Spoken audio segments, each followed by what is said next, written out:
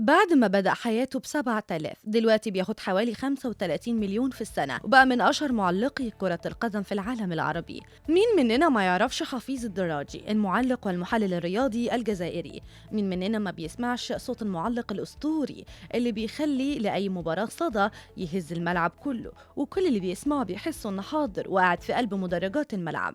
يلا كملوا معايا الفيديو للآخر عشان تعرفوا أكتر عن المعلق الأسطورة اللي مش هيجي بعده، وحكاية خناقاته الكتيرة مع التوانسة والمغاربة.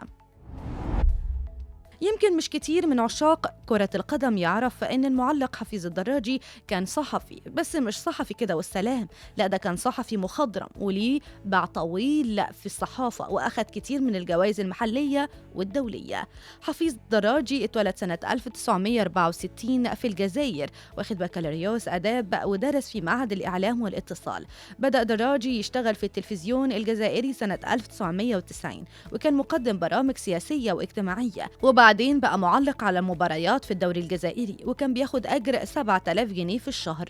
وبعدها بكم سنة بقى منتج لبرنامج أرقام وتعليق، بس علشان معلق أسطوري زي ده لازم شطارته هي اللي تسوقه. اجتهد واشتغل كتير على نفسه لحد ما اشتغل في قنوات بي ان سبورت الرياضية، وبقى مرتبه حوالي 60 ألف دولار في الشهر، يعني في السنة بياخد حوالي 700 ألف دولار، بالمصري 35 مليون جنيه.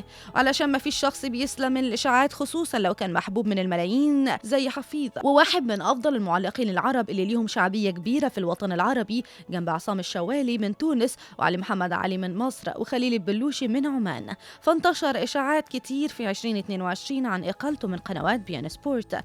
طب تفتكروا التوانسة زعلوا منه ليه؟ بص يا سيدي، اللي حصل إن بعد تتويج المنتخب الجزائري ببطولة كأس العرب على حساب تونس في 2022، احتفل دراجي بنشر صورة اللاعب الجزائري وهو بيحتفل، ونظيره التونسي كان واقع على الأرض، وعلق عليها وقال: هنا مر محارب الصحراء. طبعا التعليق ده استفز الجمهور التونسي وخلى المحلل الرياضي طارق دياب يرد عليه ويهاجمه، وبعدها على طول حذف المنشور واعتذر للجمهور التونسي. بس واضح إن حبيب الجماهير عنده مشاكل كتير، علشان في نفس السنة اتسربت له مكالمة كان بيسيء فيها للستات في المغرب، والدنيا قامت ما قعدتش، ونادي المحامين بالمغرب رفع دعوى قضائية ضد المعلق، وقاموا بشكوى للنائب العام القطري علشان يحركوا الدعوى قضائيا طبعا لقانون مكافحة الجرائم الإلكترونية. وقتها طالب الشعب المغربي بإقالته من قناة بي ان سبورت.